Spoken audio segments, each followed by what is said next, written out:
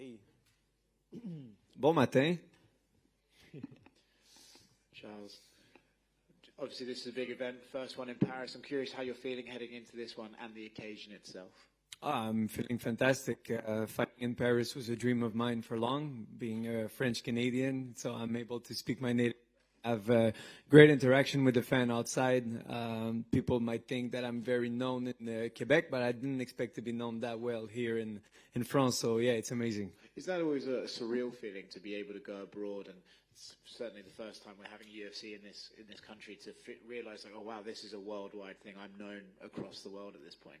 No, it's very cool. Like I fought in Korea, Abu Dhabi, US, now France. So I'm traveling the world, fighting and making money. So it's a good life. Yeah, when you started this journey, did you think that was going to be something you could do, to be able to travel the world and get paid to fight?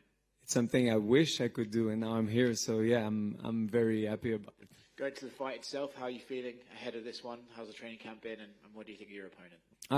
Losing to Shane Burgos by this majority decision really changed me. I hate that feeling of knowing that I always came close. I'm 4-2 as a featherweight, and the 2 losses are split decision and majority, and 2 of them are questionable. So it's a bittersweet feeling. But now I'm feeling more like a man. As I'm growing up, I'm getting stronger, I'm getting faster, and everything just getting better with time. So I'm still far away from my prime, but I'm getting better fast. That's for sure. Are those razor slim losses almost harder to take than ones where you convincingly lost? Absolutely. Like when you convincingly lost, you cannot think about it and say, oh, maybe the judges screwed this or whatever. No, when I did the catchweight with Erosa, he caught me with a Dars. It's the only time I got finished in my career. So I accepted right away. But knowing that everybody was skeptical about the last performance against the number 14 guy was bittersweet, but I passed to the next challenge. Thank you. Just over here. Going off of, obviously, like you said, your last loss, what were the lessons learned from that? The word was berserk, because I have good cardio, and like the worst thing that can happen is finishing a fight knowing you could have done more.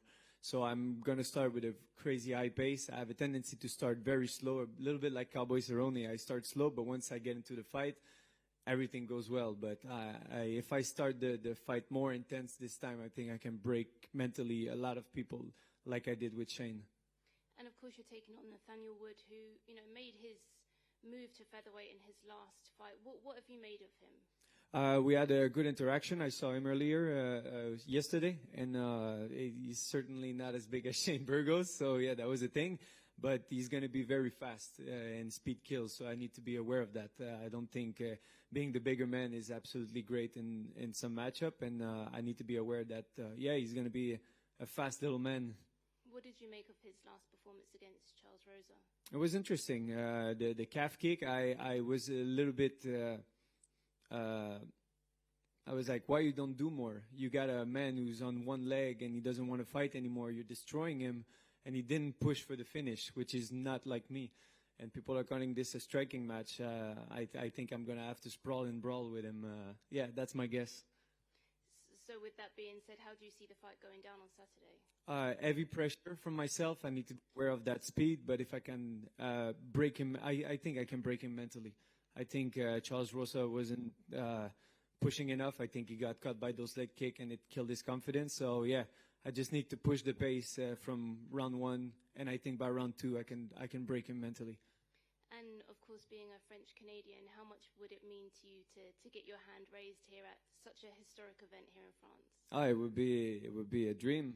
Like there's so many people that I know, like rappers or comedians. There's a lot of people that I know who are going to be there, which I grew up watching them. So yeah, fighting in front of these people who influenced me to become the man I am today would be with my hand raised would be absolutely amazing.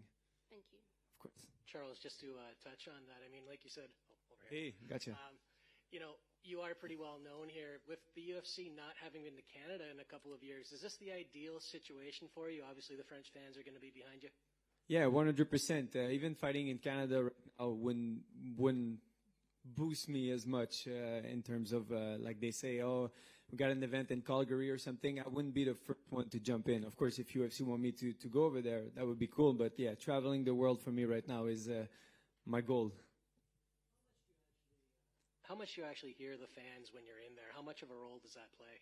Oh, big role. I really like the energy of people. I went from a crowd booing me last time in Long Island to a crowd cheering me. And, you know, even when the decision was announced, they were like they were all for Shane, of course. But I really like the fan, and the fans seem to like me. Like I fought in Desmond Green's backyard in Rochester, in Korea against Duo Choi, and now Long Island against Shane. So now it's going to be the first time that I actually have a crowd that might be behind me. So that's going to be very interesting.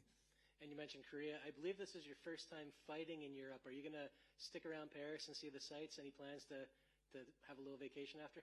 Yes, of course. My fiancée is here with me. She's been with me for the last 5 years, and we've been building so many great things. And her, because of vaccine and all those stuff, she wasn't able to travel. So now she's here, and there's many countries that we can travel to. So yeah, I'm going to stick around Europe for a while. Well, enjoy. Congrats. Thank you. That's it. Oh, yes, sir. How are you today? I'm doing good. You want to do it French or English? In English, please. All right, let's do it. So Nathaniel Wood is pretty well-rounded. Do you see any weaknesses in his game? Yeah, I mean, the fact that he doesn't want to finish his opponent as much as big featherweights want. Like, he really had like something given on a platter last time, and he didn't push to finish. I don't know if it was the stress of getting caught or whatever, but the lack of killer instinct, I think, is his biggest weakness. And you mentioned Shane Burgos several times during this interview. Now he signed with DPFL. That complicates a little bit to the chances to see a rematch in the near future, right? Yeah, but it doesn't matter. We had a gentleman agreement. We shook hands after the fight, and we know. He knows, I know. So we pass to the next. Have you already picked your walkout song? Yes, I did. Unfortunately, I won't disclose it because it's a big French song from a big French rapper, and I want everybody to feel that moment with me. Thank you. Of course. Bonjour Charles, juste ici pour la sueur. Yes. Tu as l'air d'avoir beaucoup milité pour être présent sur la carte de l'UFC Paris. Qu'est-ce qui te plaisait à l'idée de combattre en France? Que votre culture a tellement changé ma vie en grandissant. J'ai grandi en écoutant autant vos rappeurs, autant votre musique que vos films.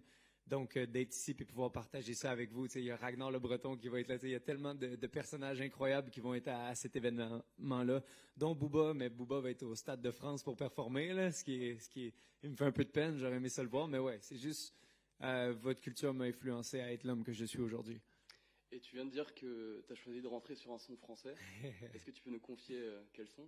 Malheureusement, pas tout de suite. Je veux que les gens aient le petit chills quand je vais rentrer avec. Ok, merci. Cheers. Yes, sir. En français. Ok, cool.